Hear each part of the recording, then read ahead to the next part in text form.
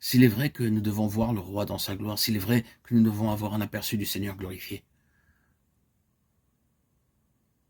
il n'y aura d'impact dans nos vies sans que nous ne l'ayons vu comme le Seigneur glorifié.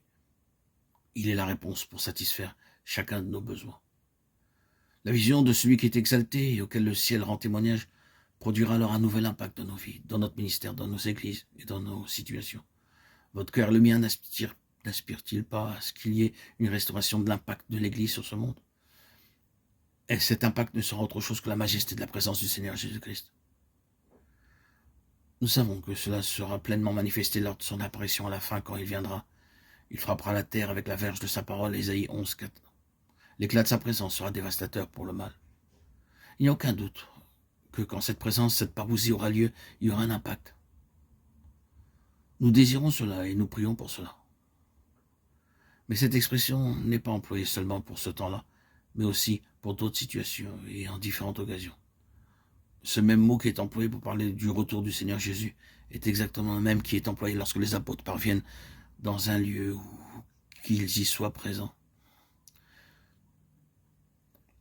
Il est aussi employé pour le Seigneur Jésus dans ce même sens. Sur le mont de la transfiguration, il est venu dans le sens de sa présence dans la gloire.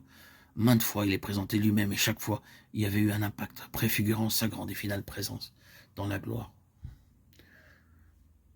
C'est saisissant, n'est-ce pas, que Pierre, lors de cet épisode du mont de la transfiguration, emploie exactement le même mot qui se rapporte à la foi, à la présence du Seigneur et au retour du Seigneur.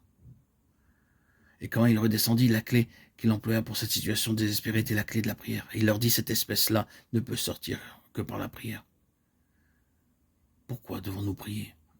Quel doit être le fardeau dans notre prière en relation avec cette question de l'impact de cette puissance recouvrée?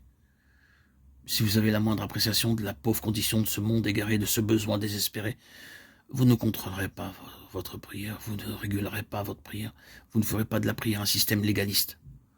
Vous devez, il faut, et ainsi de suite. Si vous êtes touché comme le Seigneur avait été touché par cette situation et ce besoin, que ce soit dans un individu, ou dans un groupe, ou dans le monde, ou dans l'Église entière, la seule chose que vous ferez, c'est de prier. Et vous priez pour demander quoi? Qu'est-ce qui répondra aux besoins, à la situation présente? Qu'est-ce qui aura un impact? Nous avons ici un aspect important. Nous ressentons les besoins. Nous sommes conscients des situations ici et là, dans celui-ci, dans celle-là, dans cet endroit-ci, dans cet autre-là. Et bien sûr, nous prions le Seigneur, lui demandant de faire quelque chose à ce sujet. Oui, nous faisons cela. Mais je crois, et ce ne sera pas faux de le dire, que trop souvent, c'est comme pour les efforts des 9 disciples, où rien ne se produit. Le démon était toujours resté sur le jeune enfant. La chose se maintient, persiste et vous défie.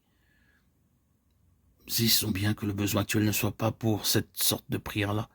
Ce qui est nécessaire, c'est la prière qui introduise la majesté et la puissance de Jésus-Christ, qui procède de la puissante perception de sa gloire, de ce qu'il est, de ce qu'il a fait, de là où il est maintenant et de ce qu'il y fait. C'est ce que nous avons besoin de recouvrer. Pourquoi donc notre Seigneur a pris ses 3 disciples sur la montagne? Ce n'est pas simplement parce qu'il avait un cœur qui aspirait à la communion. Non, il savait qui ils étaient. Il connaissait leur avenir. Il connaissait la position que Pierre allait prendre. Et il connaissait le ministère que Jean allait accomplir en allant bien au-delà de la durée de vie.